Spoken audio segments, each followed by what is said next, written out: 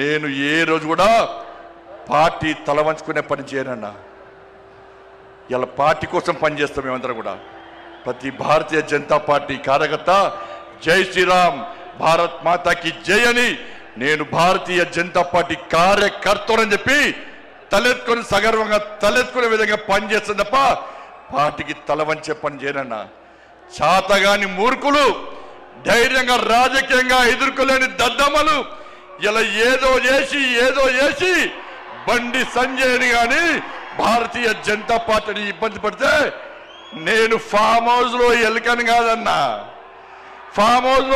కాదన్నా, నేను నా అయ్య పేరు చెప్పి రాజకీయాలు రాలేదన్నా, నా తాత పేరు చెప్పి రాజకీయాలు రాలేదన్నా, ఏదో జెండా పెట్టి అంటే రాలేదన్నా.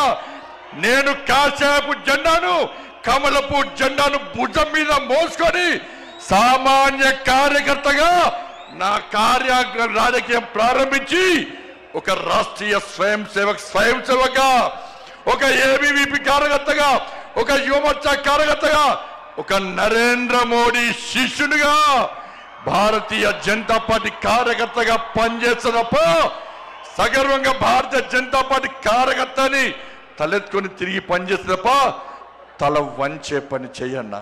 నన్ను నమ్మండి అన్నా, తప్పుడు ప్రచారం నమ్మకండి అన్నా.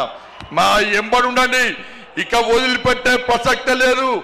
ఈ రోజు నుంచే మోడీ గారు ఈ రోజు వచ్చిపోయిన తర్వాత ఈ రోజు నుంచే తెలంగాణ రాష్ట్రంలో తెలంగాణ అభివృద్ధి, ధర్మం ఆధారితంగా తెలంగాణ రాష్ట్రాన్ని అభివృద్ధి చేయాలంటే జై శ్రీరామ్, జై తెలంగాణ, జై శ్రీరామ్, జై శ్రీరామ్.